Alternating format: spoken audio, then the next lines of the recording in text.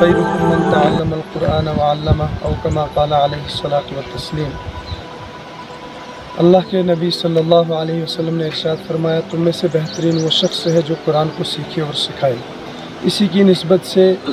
ایک مدرسہ یہاں پہ 2021 میں قائم کیا گیا ہے، لیکن یہ مدرسہ پہلے 2021 15 اگست میں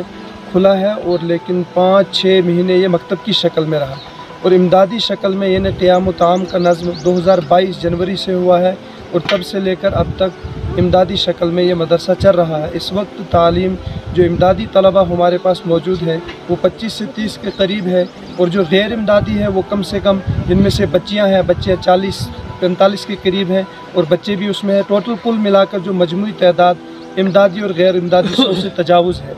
اور یہ اس مدرسے کا تعمیراتی کام بھی ہم نے پچھلے سال بھی لگایا تھا، جس میں سنگ بنیاد کے موقع پر ہمارے شاہی امام صاحب جموں سے تشریف لائے تھے، اور باقی مقامی علماء کرام بھی تشریف لائے تھے۔ تو اس کا ہم نے یہ پلس وغیرہ کا پچھلے سال مکمل کیا تھا، لیکن اب ارادہ ہے کہ یہ پتھر وغیرہ توڑنے کا، تو ان کو توڑ کے انشاءاللہ 1-2 دن میں ہم ان کو اوپر بلڈنگ کا کام لگائیں گے۔ اور یہ نقشہ جو آپ کے سامنے موجود ہے یہ مدرسے کا ہی نقشہ ہے، جس میں یہ انجینئر صاحب نے ہمیں نقشہ بنوا کے دیا ہے، اور انہوں نے اسٹیمیٹ بھی اس کا دیا ہے تعمیرات کا، کہ کم سے کم 75 لاکھ روپے کا یہ اسٹیمیٹ اس بلڈنگ کا بنتا ہے۔ لیکن میری عوام الناس سے یہی گزارش رہے گی کہ یہ ایک پہاڑی پسماندہ اور سنگلاخ علاقہ ہے، جہاں پر دین کا کام کرنا کافی کٹھن اور دشوار ہے۔ آپ حضرات سے میری مؤدبانہ گزارش رہے گی، آپ اس ادارے کا بھرپور تعاون فرمائیں۔ اس کی ایک ایگزامپل میں آپ کے سامنے رکھتا ہوں کہ یہ ادارہ روڈ جیسی سہولیات سے بھی محروم ہے، کہ اس ادارے میں ریتے یا بجلی کا ایک ڈمپر پہنچنے میں کم سے کم 70-71 ہزار روپے لگتے ہیں۔ تو آپ سوچیں کہ اس جگہ پر کام کرنا کافی کٹھن اور دشوار ہوتا ہے۔ آپ حضرات کے وسیلے سے، آپ کے اس چینل سے میں گزارش کرتا ہوں تمام عوام الناس سے کہ یہ ادارہ جو ہے یہ پہاڑی اور پسماندہ علاقے میں واقع ہے، آپ اس ادارے کا بھرپور تعاون فرمائیں۔ آخر میں ایک بات میں یہ کہنا چاہتا ہوں کہ ہمارا جو پرسوں اتوار کے دن سالانہ جلسہ دستار بندی منعقد ہوا، تو اس میں جو ہمارے حافظ صاحب ایک